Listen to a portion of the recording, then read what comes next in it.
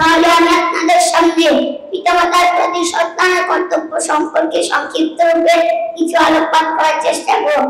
রাশেদ আলম মনে হয় আজকে খুশি হবে যে তার পরিবার সন্তানটা শত শত মানুষের সামনে যেভাবে সে নির্ভয়ে নিঃসংকোচে, যদিও মুখস্থ বক্তৃতা, তারপরে সে পাট যেভাবে সে বলেছে, তুমি কি আমাকে অনেক ভালোবাসো? কেন? আপনি আমাকে বেশ আদর করেন।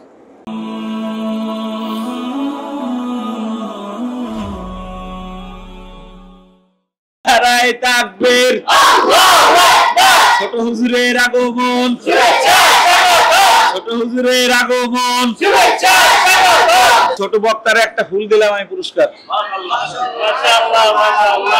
আসসালামু আলাইকুম ওয়া রাহমাতুল্লাহি ওয়া বারাকাতুহু। নাহমাদুহু ওয়া নুসাল্লি আলা রাসূলিল কারীম, আম্মা বা'দ। فأعوذ بالله من الشيطان الرجيم. بسم الله الرحمن الرحيم. وقضى ربك ألا تعبدوا إلا إياه وبالوالدين إحسانا إلى آخر الآية. عليها من تنشأ مدرسة মানিবাগ কর্তৃক আয়োজিত 2025 শিক্ষা বর্ষের প্রথম ব্যাচের সবক প্রদান অনুষ্ঠানে উপস্থিত সম্মানিত সভাপতি ও প্রতিষ্ঠাতা পরিচালক মুফতি কাইমুল্লাহ সাহেব দামাত বারাকাতুহু আলিয়া, আর উপস্থিত আছেন সম্মানিত শিক্ষকবৃন্দ, অভিভাবকবৃন্দ এবং বাংলার প্রত্যন্ত অঞ্চল থেকে আসা ইলম পিপাসু ছাত্র ভাইয়েরা, সবাইকে জানাই আন্তরিক শুভেচ্ছা ও অভিনন্দন। সম্মানিত উপস্থিতি, আল্লাহ রাব্বুল আলামিন যদি আমাকে তৌফিক দান করেন, তাহলে আমি আপনাদের সামনে পিতামাতার প্রতি সন্তানের কর্তব্য সম্পর্কে সংক্ষিপ্তরূপে কিছু আলোকপাত করার চেষ্টা করব ইনশাআল্লাহ। কারণ হাজিরিন, দুনিয়ার মানুষের আগমন ও অস্তিত্ব লাভ করার মূল মাধ্যম হলো পিতামাতা।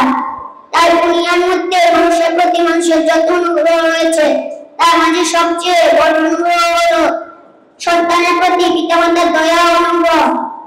দুনিয়ার মাঝে যত ভালোবাসা রয়েছে, তার মাঝে কোনো না কোনো স্বার্থ আছে। ভাই ভাইকে ভালোবাসে, এর মাঝে স্বার্থ আছে।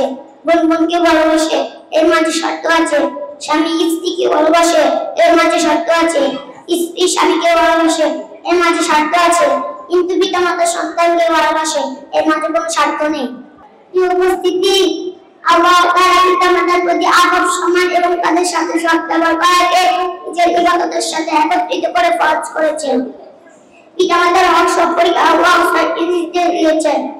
নম্বর 1, ওয়াবিল ওয়ালিদাইনি ইহসানা, পিতামাতার সাথে ইহসান করবেন। নম্বর 2, ওয়ালা তাকুল্লাহুমা উফ, তাদেরকে উফ বলবে না। নম্বর 3, ওয়ালা তানহারহুমা, পিতামাতাকে ধমক দিবে না। নম্বর 4, কুল্লাহুমা কাওলান কারীমা, তাদের সাথে নম্র স্বরে কথা বলবে। নম্বর 6, ওয়াকফিদ লাহুমা জানাহাজ যুল্লি মিনার রাহমা, এবং তুমি বলো হে পালনকর, পিতামাতার জন্য জিসপির রাখা মমতা সবার মতো করে দিবে। নম্বর 6, ওয়াকুওয়াবি হাকুমা কামা ওয়াবায়ানি সয়ীগা, এবং তুমি বলো হে পালনকর্তা, তুমি তাদের উপর রহম করো যেমন তারা শৈশবকালে আমাকে লালন পালন করেছে। এই সর্বশেষ আদেশটির মতো পিতামাতার জন্য দোয়া করতে বলা হয়েছে। পিতামাতার সাথে সৎ ব্যবহারের গুরুত্ব এত বেশি যে রাসূল সাল্লাল্লাহু আলাইহি ওয়াসাল্লাম আল্লাহর প্রিয় আমল সম্পর্কে বলতে গিয়ে নামাজের পর জিহাদের পূর্বে পিতামাতার খেদমতের কথা উল্লেখ করেছেন। সুবহানাল্লাহ, সুবহানাল্লাহ। এই উপস্থিতি, তাই তোমাদের রোজ পূর্ণিমার খেদমত করার কারণে সাহাবীগণ আল্লাহর কাছে এত প্রিয় হয়েছেন যে রাসূল সাল্লাল্লাহু আলাইহি ওয়াসাল্লাম মৃত্যুর পূর্বে তার কাছ থেকে দোয়া চাওয়ার জন্য হযরত ওমর রাদিয়াল্লাহু তাআলা কে ওসিয়াত করে গেছেন। ওয়াকান্তারে মায়ের বদদোয়ার কারণে নরকের আজকে সকলের সামনে মিথ্যা তুহমত পেয়ে অপমানিত হতে হয়েছে। আল্লাহ তাআলা আমাদের সকল পিতামাতার দোয়া নিয়ে বেশি বেশি খেদমত করার তৌফিক দান করুন। আমিন। ওয়া আখিরু দাওয়ানা আলহামদুলিল্লাহি রাব্বিল আলামিন। আসসালামু আলাইকুম।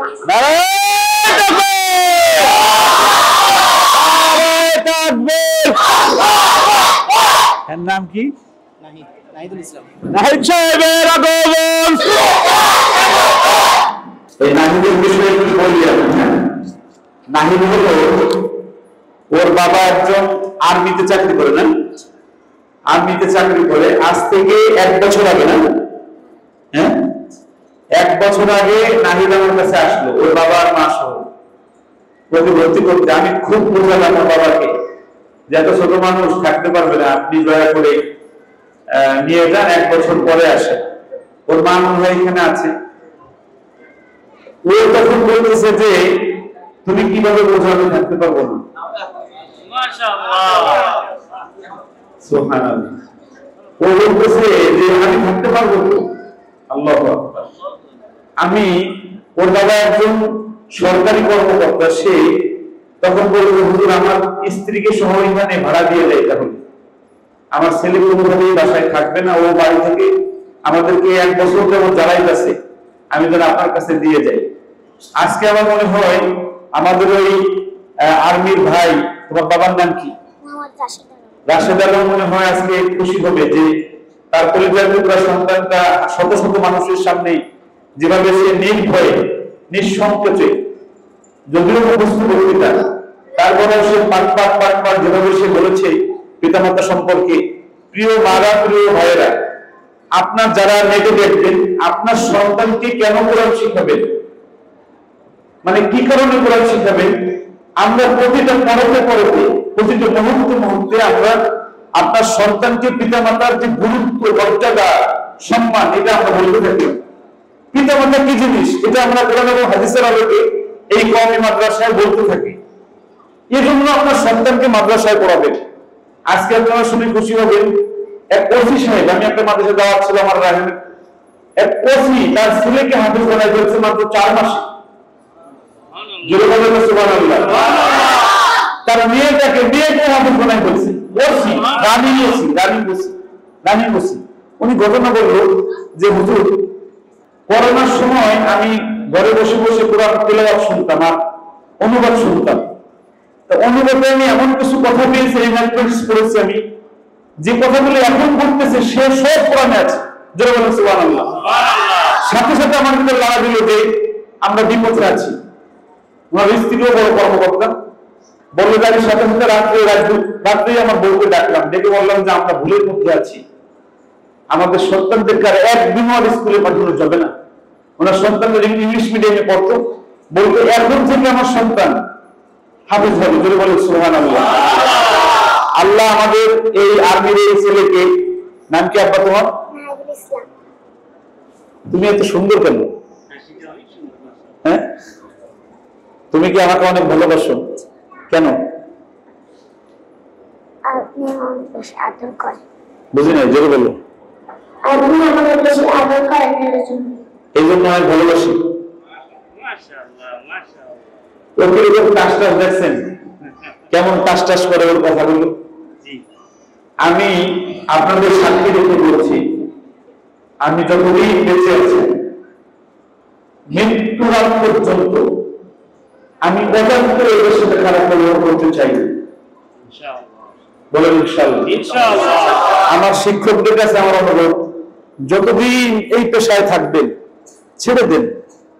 কোনোভাবে যেন আমার এই বক্তব্যটা যারা শুনবেন, যে সকল শিক্ষকরা শুনবেন, এই ছাত্রদেরকে নিজের সন্তান বানান, কলিজার টুকরা বানান।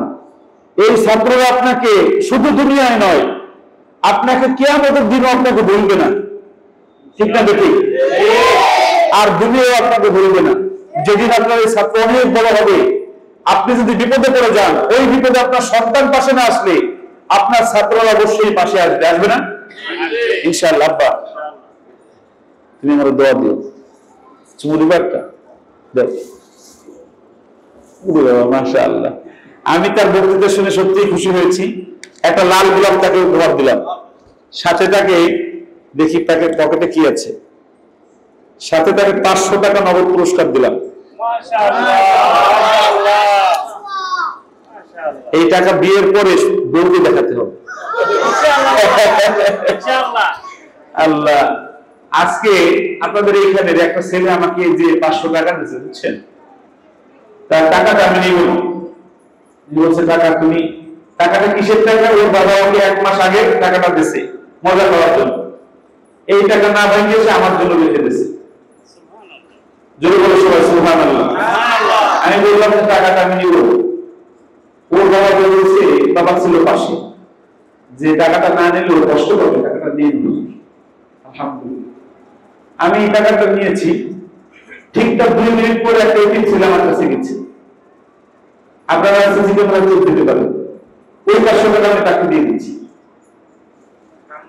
আমার কথা কি বুঝতে পেরেছেন? আমি যতদিন আজকে আমাকে এক ভদ্রলোক, আমার উস্তাদ মুফতি আবুল বাশার নোমানী, 2 কোটি টাকার জায়গা দিতে চাইছে, আমি নেই নাই। আমি আল্লাহকে সাক্ষী আজকে সকালে দেখতে গেছি, 2 কোটি টাকার জায়গা আমি নেই নাই। যারা আমার পছন্দ হয়নি, একটু দূরে টাকা থেকে আমি যাই নাই। আমি বললাম না, টাকার জায়গা আমি নিব। যদি কেউ কোরআনের কথা সঠিকভাবে থাকে, আমার বক্তব্যগুলো অনেকভাবে বিকৃতভাবে উপস্থাপন করে, তবে আমি আল্লাহকে সাক্ষী রেখে বলছি যে আপনাদের বাচ্চারা আমার দ্বারা কখনো ক্ষতিগ্রস্ত হবে না, ইনশাআল্লাহ। আব্বাজান, আসসালামু আলাইকুম। আর রায়হান ইন্টারন্যাশনাল মাদ্রাসা একটি আন্তর্জাতিক কোরআনিক শিক্ষা মিশন।